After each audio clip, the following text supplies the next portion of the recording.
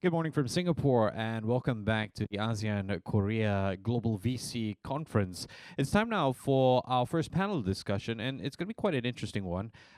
We've got great speakers from the Korean venture capital space, and they are going to share their personal experience on adapting to a new world. Of course, you've heard this word. This is the new normal. You've heard it several times this year because we are facing an unprecedented pandemic. So I want to start the session with a brief introduction of our speakers. We've got JP Lee from Softbank Ventures Asia, Sangho Park from Korea Investment Partners, as well as MS Kim from Korea Venture Investment Corp. Gentlemen, thank you so much for taking the time to join us this morning for this discussion. I suppose let's get into it a little bit deeper. Let's get to know you guys a little bit better, as well as the companies that you're representing this morning. Could we start off with JP, please? Hello, how do you do? It's a pleasure to meet everyone, and it's an honor to be part of this session today. My name is JP Lee. I'm a CEO and Managing Partner of Softbank Ventures Asia. We are the early stage venture arm of Softbank Group with an asset of about $1.2 billion under management. And we're focusing on Asia, which means we invest in Korea, China, Southeast Asia, Japan, and with some opportunistic investments in Israel and the US. It's a pleasure to join you guys all. Interesting areas that you're covering there. Sangho, tell us a little bit about yourself and the company that you're representing. Sure, thank you. Good morning there. Well, thank you for having me today.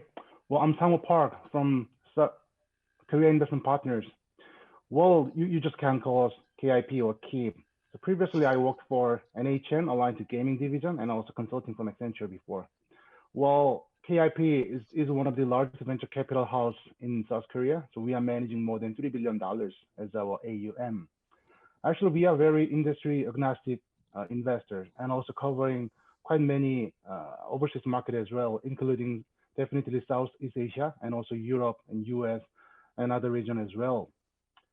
So yeah, we also very actively invest in Southeast Asian market these days. So we are backing successfully the companies like the Tiki, Halodoc, or AT10 or Apota. So thanks for having me today. Thanks very much. And finally, we have MS. Could you tell us a little bit about yourself? Well, first of all, it's my great honor to join this fireside chat as a representative from Korea Venture Investment Corporation. KVIC is a state-backed government agency of Korea. Our main role is to provide stable capital to private venture capital market and a purpose of boosting Korean startup ecosystem.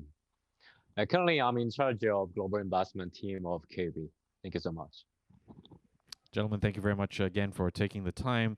And this morning, we're going to be talking about COVID-19 and, of course, the Korean startup scene. And, it's no secret, it's been a very hot year. We keep talking about this over and over again. I know you guys have a lot of experience to share with us about the impact of COVID-19. We've got about 35 minutes to get through this panel discussion. But I really would like to start off with you, MS, simply because you work closely with the Korean government.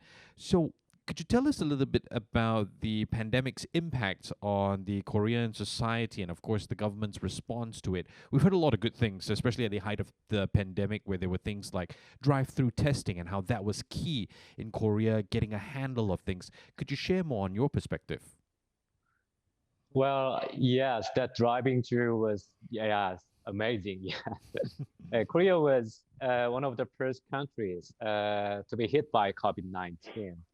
We witnessed its explosion in the number of confirmed cases in late February and early September. But we were able to flatten this curve. And nowadays, we are witnessing the confirmed cases of Korea over 600 per day. And Korea government is doing its best to prevent the spread of confirmed cases. Guided by our past experience with infectious diseases such as MERS and SARS, we have firmly adhered to the principles of openness, transparency, and civic engagement from the very beginning of the outbreak. Definitely, COVID-19 adversely affected the venture capital industry of Korea as well. So as of September 30th, 2020, venture investment amount of Korea was Korean 2.8 trillion won, which was a reduced number by 8.7% compared to 2019. However, if we narrow down to third quarter statistics, 2020 third quarter venture capital investment amount recorded 1.2 trillion Korean won, which was increased figure by 6% compared to 2019 third quarter. So this rebounding trend is even more clear when it comes to the fund formation amount. So in 2020 third quarter, 1.5 trillion Korean won of venture capital fund is formed, which is 31% greater than that of 2019 third quarter. Behind this rebounding trend, there is strong willingness of Korean government. Korean government announced that Korea would nurture promising startups on the untapped and bio, healthcare, and green industries by forming 6 trillion Korean won of Smart Korea Fund. In addition, Korea government has plans to nurture 1,000 promising untech startups to support R&D expenses of cutting-edge technology like AI, next generation semiconductor. So, and they will support digital formation of manufacturing industry of Korea as well. Yeah, thank you. Thanks a lot, MS. And that brings me to our next speaker, Sangho, because you're working for one of the most prominent venture capital firms in Korea, and even though we're in the middle of a pandemic, I've noticed that the startup scene, the startup ecosystem, is still booming. People are still looking to start up businesses. I do want to ask you what you think is the most significant difference, pre and post COVID-19, where the startup ecosystem is concerned. And do you think that maybe because Korea was one of the first in the world, in fact, to launch 5G, do you think that helped Korea cope with this pandemic, especially with contact tracing and whatnot? Your thoughts, please. Yeah, surely, many of the startups here has been freezing their budget, or freezing their new hires, or pivoting their business somehow. Or actually, it's not that much most miserable things, because the most miserable thing doesn't come yet, but still we can say fine. But as this pandemic is influenced kind of differently on different industries. Someone is screaming like happily, but someone is crying. Yeah, some industries actually really, really in bad situation these days, and it makes them shut down inevitably as well. So I can't say about the all ecosystem in every field because different impacts they have. But let's talk about some traditional contents like film and interactive contents like gaming or streaming. It is my expertise actually. The traditional contents like film and broadcasting, it has much lacked or even canceled to create a new contents. All the broadcasting companies are in bad shape. Actually, they used to be bad because the advertisers are struggling as well. Less advertisement and less sponsorship means, less content creation.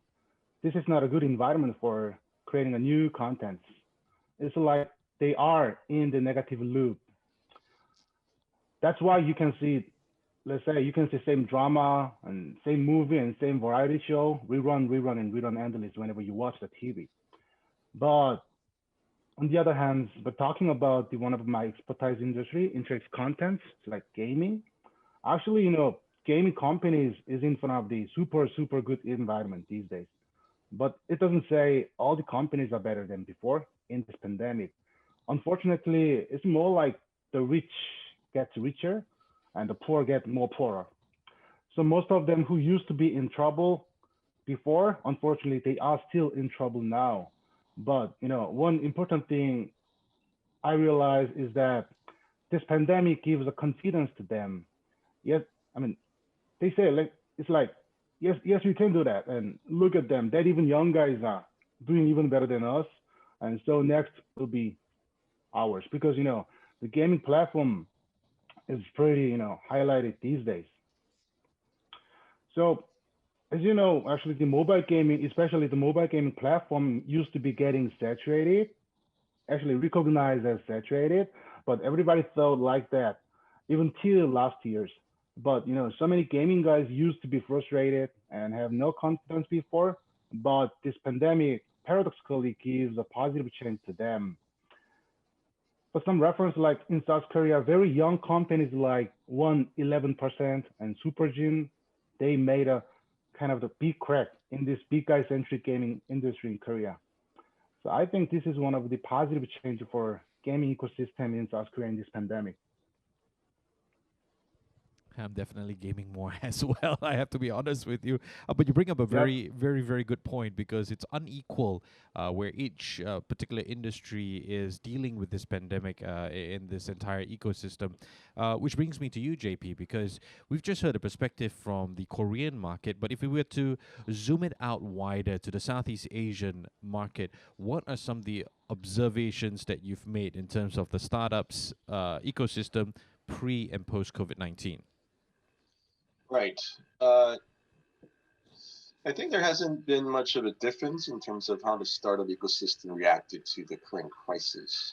I mean, the changes I have witnessed in both countries, I mean, in Korea and Southeast Asia, were actually somewhat similar. You know, just like what Sangho just mentioned earlier, people are spending more time on their phone, on their internet, watching content, playing games, spending more time on e-commerce, learning things from online education sites. However, one thing I wanted to point out was, whenever there's these, social environmental changes that's caused by, these crises like pandemic or war, there are always new opportunities for startups because the way people behave change dramatically. And we're at a point where the social behavior change needs the disruption and a rise of new technology, such as AI. As you know, even if there are new technologies, it's really hard to be adopted by the society because of its legacy. However, fortunately, unfortunately, these significant changes are giving opportunities to, accept these new technologies, these new services. One good example that I noticed in Southeast Asia particularly is that there are now companies who are utilizing these rising technology, new technologies to enter into a traditional market to make a big leap. Softbank Vision Fund, which is our family company, recently invested in a company called Biopharmis, based in Singapore, and they created an AI technology that could help predict patients from having a heart attack 2 weeks in advance. And because of the crisis of COVID, all the hospitals were having trouble managing these critical patients at the hospital. So they had to actually discharge some of them and start monitoring them from the hospital.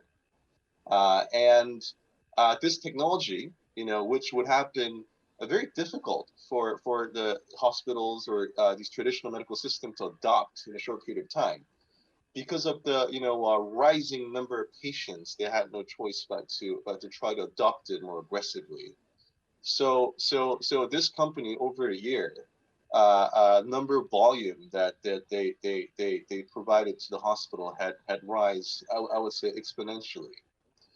So it's a good example, which I will love to talk about in the later question. That there are difficulties, just like what Sangho mentioned. However, there are also huge opportunities for startup, because of the collision of this new technology rising and the social behavioral changes that's happening in the world today. Yeah, I appreciate that, JP. And really, you're talking about people who are able to turn a crisis into opportunity. And if I were to stick with you for just a bit more, if we were to look at startups right now in this moment who are still struggling, in your opinion, what is the biggest challenge that they're facing? Is it as simple as the fact that they just can't digitalize? What are your thoughts? So if you are asking this question specifically related to the COVID-19 crisis, I think the biggest difficulties some of the startups are facing today is financing.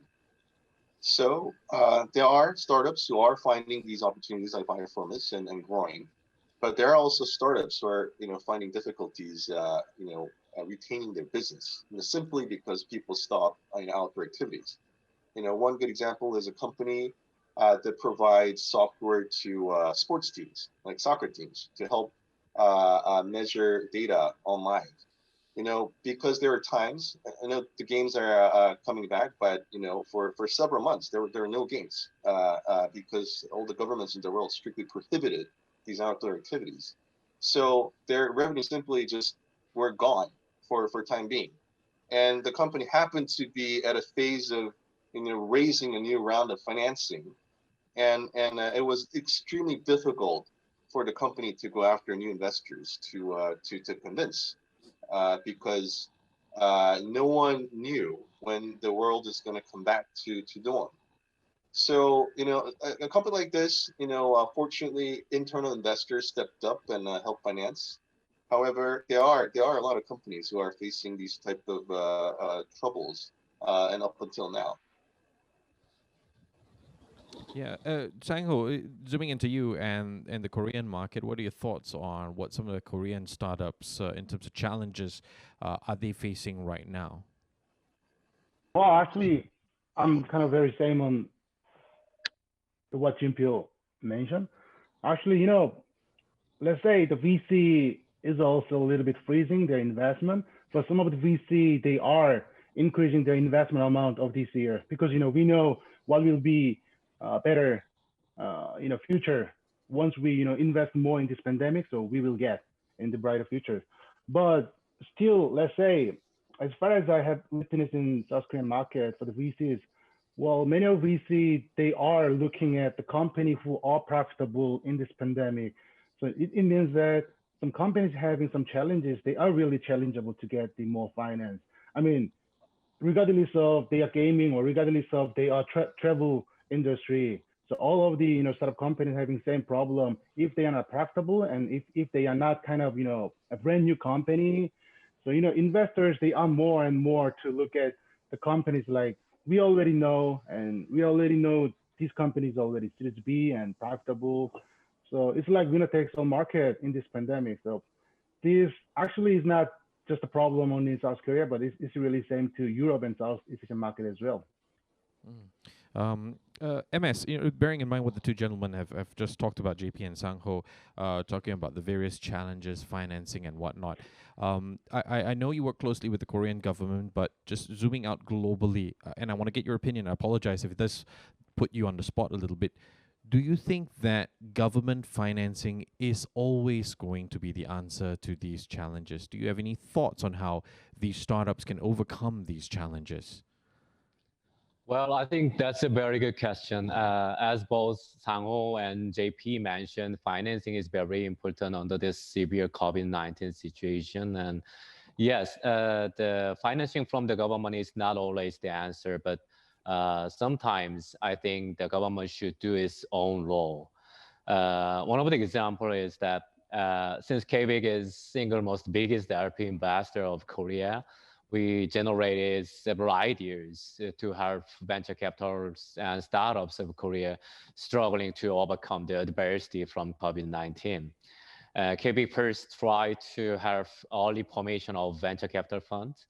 In the formation of venture capital funds, general partners typically need to get funding from other LPs in addition to KVIC's portion. These other LPs could be private LPs. So since we could expect some general partners would fail in fundraising due to the private institutional investors' conservative asset allocation stance at that time, KVIC allowed some GPs to form a venture capital fund earlier than expected with just small size. We believe this measure could boost early execution of venture capital investment activities so that startups could get investment at difficult times from even the private investors. In fund selection process, KVIC typically executes on-site due diligence and presentation session in front of commitment committee members. But after COVID-19 shock, we allowed online processes. So both due diligence and commitment committee could be held via virtual conference to like Zoom. And in addition, we skipped some unnecessary processes to expedite the investment under shrunken investment environment of VC industry. The KVIC has and the list of hundreds of promising startups, so-called K-unicorn. So the example would be the Market Curly, the grocery delivery service, SoCar, car sharing service. Those are examples of K-unicorn companies. So KVIC is now helping K-unicorn companies who are not able to go abroad nowadays. We help them to attract investment from both domestic and overseas investors. We launched the online fundraising platform, and we had regular meetup events, and we have startups to make their own IR videos to facilitate their financing activities. Yeah. Well, thank you very much. I appreciate you handling that question. Gentlemen, we are headed to the end of the year, and there seems to be some kind of optimism in the air. People are talking about 2021 as the year of hope. We hope. But you see in the UK how this week they're the first to roll out COVID-19 vaccines. The markets, the financial markets are reacting with a bit of cautious optimism. It's almost as if the market knows that, hey, this is going to take some time for it to really stabilize. So my next question is about future outlook, and I want to put out two scenarios. If you could help me answer these two scenarios. What is your outlook if A, the COVID-19 vaccine goes well, we are able to control the virus, or B, there are some complications and potentially more lockdowns in 2021? What is your outlook in those two scenarios? Could I start with you, Sangho? Well, actually, I don't want to imagine the gloomy future, but let's talk about some, brighter future. Well, you guys already know what kind of industry will be recovering and growing massively after COVID-19. But I don't want to say about the specific point of view about the industries, but obviously, I think cross-border investment will be massively increasing again in bright futures. What is different between these days current scene of VC and the past scene of VC? VCs has been getting more demands to invest in overseas markets so far, including Softbank as well, KIP as well, and also I'm not only saying about the VC in South Korea, but also the VCs in other countries like US, Europe, and even Southeast Asian countries as well. The reason why this is not easy to invest in overseas market in this pandemic situation, as we all know, is we can't have kind of a face-to-face meeting with the startup companies we are looking at. I'm not on the private equity side, I'm a VC side. So the most of company I am looking at, they don't have any, not any, but they just rare revenue or no positive cash flow. So it's not number driven investment decision. So investment is all about the team. Like so I'm talking about the chemistry between me and them. The legal due diligence and kind of finance due diligence, it doesn't matter for us. Actually, it is fine. We can do that. Still, we do well, very well remotely, hiring some, the professionals. But, I can realize, without any face-to-face meeting, I can realize, who they are exactly, trust me, the personality is definitely most priority for us to make a decision. So after the pandemic, I strongly believe we will, more increasing the overseas investment, and yeah, then it's gonna be more faster.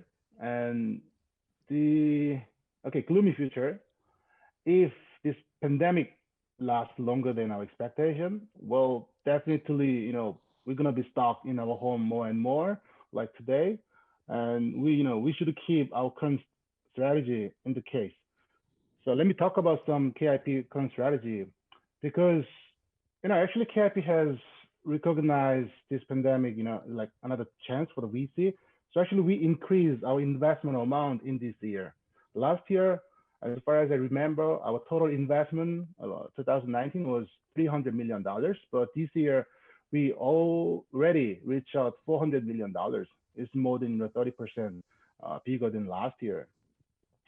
So, like, the company who has, who are in front of the great situation in this pandemic. So, yeah, that is just the reason we invest more and more because, they need to have more money to acquire competitors and their peer group, and then they will take a winner position. And for the poorer group, but still have some, fundamental and kind of the core competency, but the pandemic makes them worse than before, but they still have some core competence. Yeah, we still has enough reason to invest more and more because they are familiar with KIP. But unfortunately, in this if this pandemic lasts longer than expectation, yeah, I think it is not easy for us to look at new investment cases because I mean it is our duty to make our portfolio company surviving.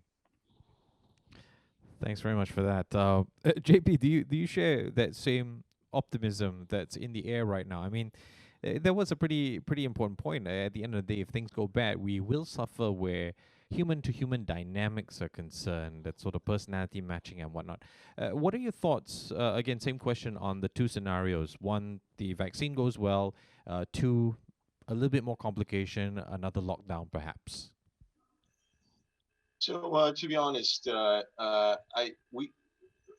personally hope the vaccine will be effective immediately.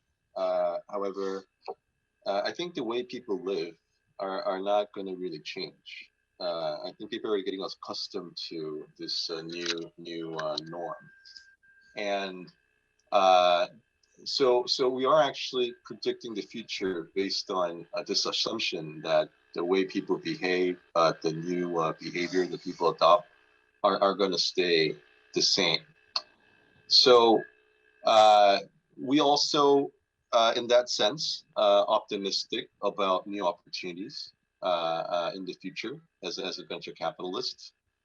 If I may echo what I highlighted earlier in while I was answering your first question, I do believe, because of rise of new technology, more specifically speaking, AI, it's enabling a lot of new business opportunity across different industries.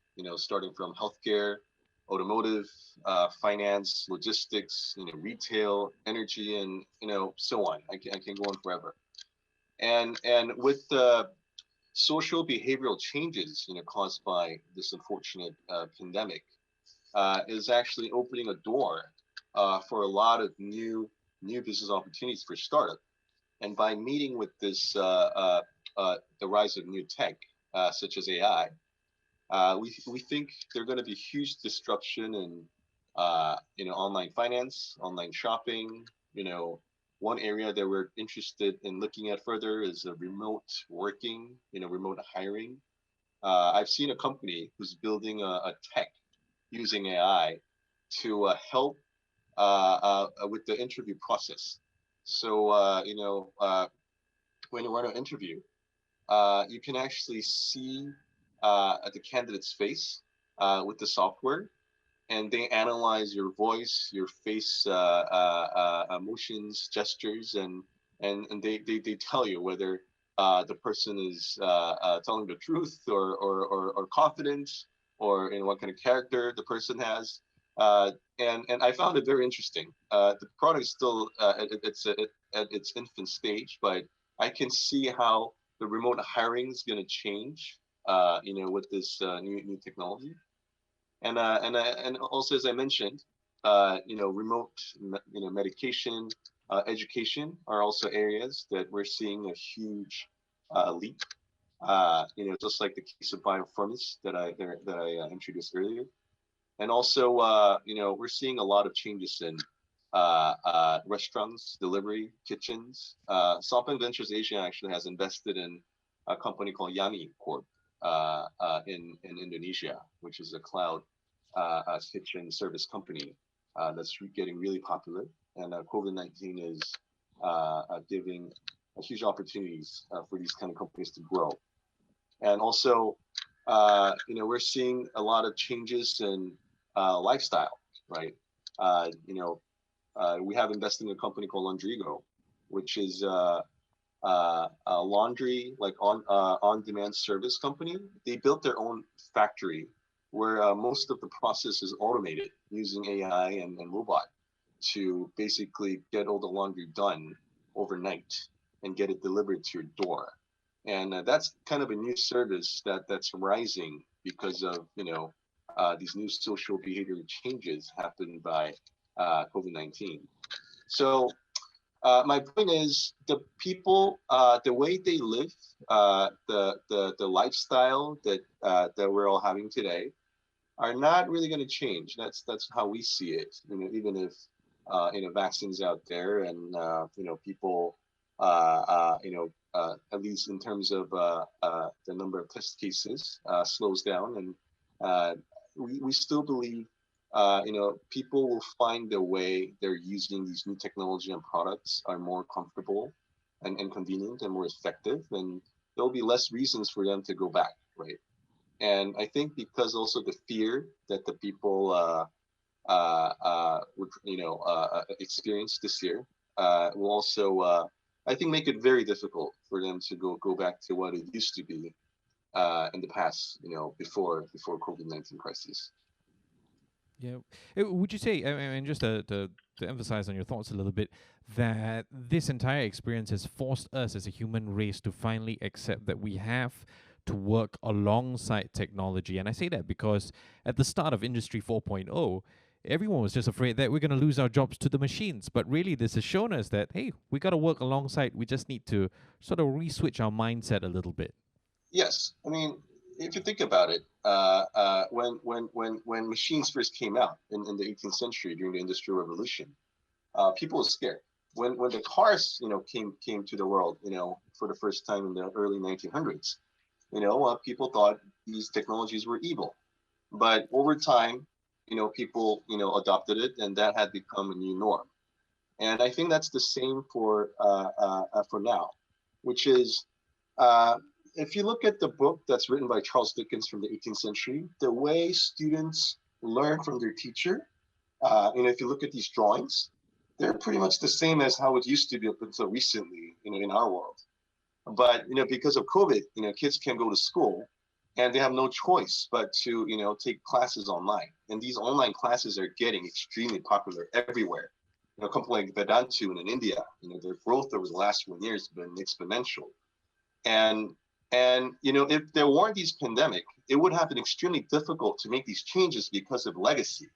I mean, there are a lot of people system that are set up that's so gigantic that it's very hard to change because there are people with different interests in such ecosystem. However, these type of pandemic, traumatic events leave no choice but to pursue changes. So I think in that sense, although these entire crises are very, very unfortunate, we're at a phase of living together with new technology and the new world. Yeah, well, the Terminator hasn't arrived, so we're good. Sangho, would you agree on this? I mean, any thoughts on humans working together with machine the way forward? This is the future? Yeah, I mean, I actually same page with JP what he mentioned, because this is just a matter of timing, but we already adapted. And also, as JP mentioned about that, actually some of the companies, and not just school, but some of the company, they used to be doing their business remotely. They don't have actually any offices, but they are still doing very well. I mean, it's not exactly the same to work with machine, but actually this pandemic, always the people have some concern about each other's. And the interesting is that in the past, actually, people look for, it's like small tiny houses, simplistic. But these days, we are, I mean, more looking for like the big houses have some terrace even in South Korea. Means that okay, we should be isolated from others, and also these every service and every business. And kind of, I mean, he mentioned about the laundry go and also food delivery as well and other services. Everything's really fine by ourselves to do in my home and in my office. So it's not just machine, but let's say some service and machine and AI. Yeah, we already be adapted. So I agree with it. Yeah. MS, I've saved you for last because, with government view and all that, it's probably going to be the hardest question to answer when we look at the two scenarios. One scenario, the vaccine goes well. The other scenario, we go back into lockdown again. I mean, surely the government must be so cautious, but at the same time, it's great to see that everyone has adapted to this new normal. Do you have any thoughts on this, MS? Yeah, yes, as a government agency, the employee, I also hope the bright future. So yes, and since Korea government is doing its best to secure sufficient vaccines for Korean people, and I think Korea would be able to suppress a COVID-19 virus. In this case, I think the growth rate of VC investment of Korea would be back on track very quickly, and the level of interest in marginalized sector like travel or service sector would rebound. But as you mentioned, we need to prepare the gloomy future as well. In case the vaccine was not so effective, so we failed to have effective controlling measures, then we may have to find ongoing solutions to boost venture capital investment in Korea under the pain of COVID-19. People cannot live with COVID-19 continuously, so we need to do something. So one of the example is venture debt. If Korea government prepare venture debt, that venture debt could be a good solution, especially for the startups suffering with their short cash runway under COVID-19. And in collaboration with another government agency, KIBO, the Korea Technology Finance Corporation, KVIC, is looking for new role to create venture debt market of Korea. At the moment, I think the providing venture capital information to people could be a realistic option. Additional one is secondary fund.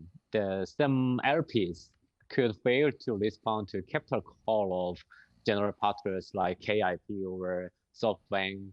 So under this liquidity crisis of COVID-19, KVIC could design secondary fund, the managed directly by KVIC, or the secondary fund entrusted to private players. Actually, in 2020 September, we allowed one of our local partnership funds, Capstone, to sell all the portfolios to new LP. This was first attempted tail end way of secondary transaction. To have liquidity issue of LP, KVIC could be a pioneer in secondary fund market. Well, thank you. Yep. Okay, we've got about 2 or 3 minutes for some closing thoughts. Very quickly, if I could just get one comment each on closing thoughts as well as the government's role in tackling this pandemic that we're in. Just one thought each. Could I start off with you, Sangho?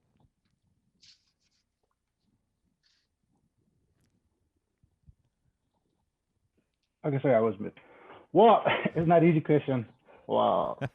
Okay, what I want to say about the government actually, it's not actually, okay, let's say, well, many of the startup companies are doing their business very closely these days with the foreign market as well.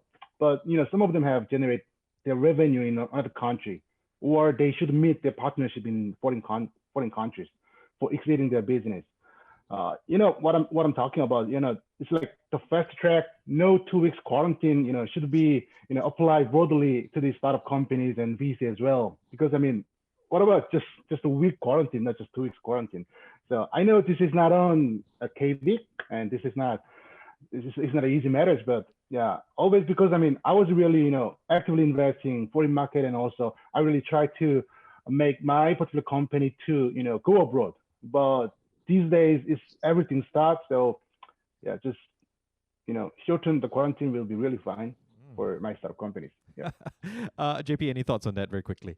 Sure. I'll make it quick. I mean, and first of all, I'd like to express my gratitude to KVIC and Ministry of SMB for their enormous effort to boost the startup ecosystem. Their I think work and policies been very effective, and we're also very well aligned with KVIC in terms of how we invest in Korea. Korea is a country with a lot of wonderful founders. However, I feel sometimes deeply regretful that some of the other government ministries and especially congressmen have a slightly different perspective on this. Whenever these startups are taking off, start building large scale business, they started getting regulated. One of our partner companies, SoCar, the company that used to offer a service called Tada, which was a ride-hailing business that was really popular until recently, was banned by the law. And I recall last September, Jerry Yang, the founder of Yao, was in Korea. I had dinner with him, and I proudly bragged Tada service to him, and he actually took it to his hotel. And I told him that this is going to be the future Uber of Korea. And about a year later, when we found out that the Congress, banned the service, I was very sad, right? And it was like a symbol of the transportation revolution in Korea. So one thing I just want to point out is, the largest internet company in Korea, Naver is valued at 45 billion, Kakao at 30 billion. Ura Brothers was acquired at 5 billion, while DoorDash IPO'd at 60 billion. We don't even need to talk about Facebook, Google, Uber, who are at 800 billion. ByteDance, which was valued at about $100 billion, while the company is only 7 years old.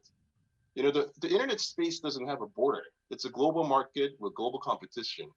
And I think, some of these high officials, I hope they look at these startups companies from such perspective, and they should listen to more of, what they think, not just on the legacy side.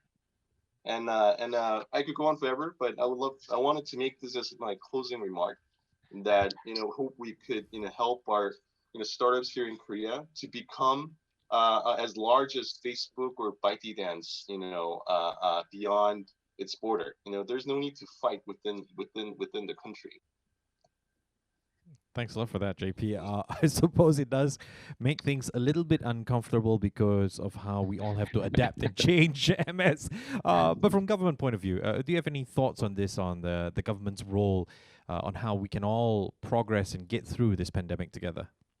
Oh, definitely it's not uncomfortable to me not at all. And yeah, thanks to the comment from JP, yes, I think the Korean government should take it very seriously, like for the case, SoCar and Ua Brothers. So yes, I would convey them those valuable opinions to government of Korea so they could listen valuable opinions. And for the Sangho's comments for foreign markets, I want to emphasize the KVIC's strong relationship with Southeast Asian markets, since this fireside side chat is now on the Southeast Asian players. So, as all of you know, KVIC is operating Singapore office for this region, and last year KVIC has committed into 2 Southeast Asian speakers from Singapore and access from Hong Kong. In addition, this year, we committed into ADB Ventures Investment Fund. This Asian Development Bank, they launched their first venture capital fund, and they would boost the impact investment of Asian Pacific region. We are planning ongoing commitment into Southeast Asian venture capital funds. So I hope this can help startups of both Korea and Southeast Asia overcome the adversity of COVID-19. Well, thank you for listening. Yeah. Yeah, we definitely hope for a better 2021 and beyond. I have been speaking with JP Lee from Softbank Ventures Asia, Sangho Park from Korea Investment Partners, as well as MS Kim from Korea Venture Investment Corp.